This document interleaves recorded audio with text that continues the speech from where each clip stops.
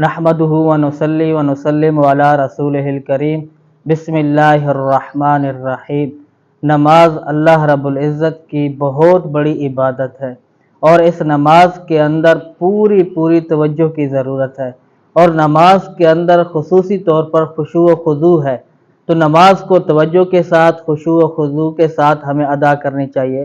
اور ہم نے تو یہ سنا ہے بزرگوں سے کہ جس کی نماز جاندار اس کی زندگی شاندار ہے۔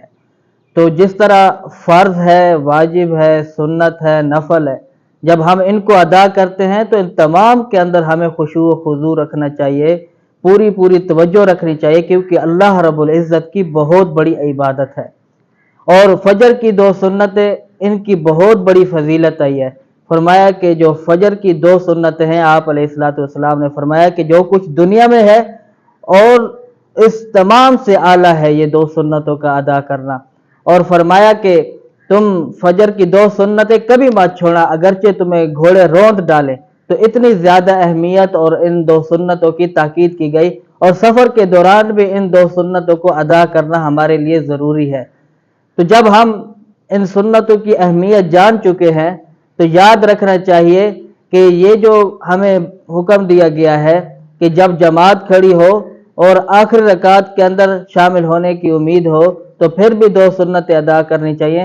اس کا یہ ہرگز مطلب نہیں ہے کہ ہم روزانہ کی عادت بنا لیں کہ جماعت کھڑی ہو اور ہم اس وقت آئیں اور 2 سنتیں ادا کریں، کہ رات شروع ہو اور ہم اس وقت آئیں اور 2 سنتیں پڑھ کے پھر جماعت کی نماز کے اندر شامل ہو۔ اس کا ہرگز یہ مطلب نہیں ہے۔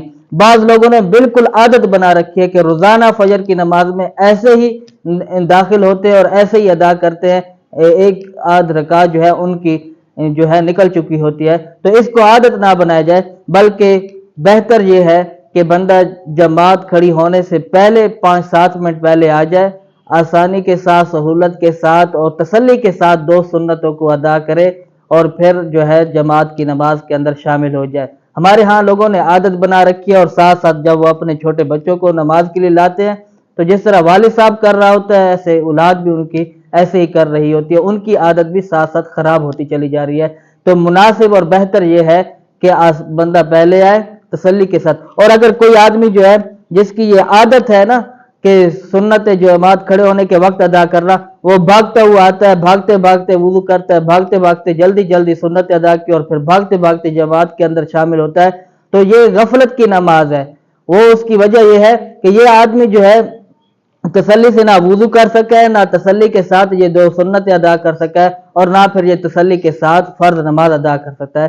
تو ہم اپنے اس بری عادت کو چھوڑیں اور عادت یہ بنا لیں کہ ہم نے جماعت کھڑی ہونے سے پہلے ہم اپنی سنتوں سے فارغ ہو، بلکہ کچھ دیر ہم نماز کا انتظار بھی کر لیں، اور نماز کا انتظار کر رہا ایسا ہے جیسے بندہ نماز کے اندر ہو۔ تو خصوصی طور پر ان سنتوں کو اس طریقے سے ادا کیا جائے کہ ہم تکبیر اولیٰ کے ساتھ فجر کی نماز ادا کریں۔ اللہ رب العزت ہم سب کو عمل کی توفیق عطا فرمائے۔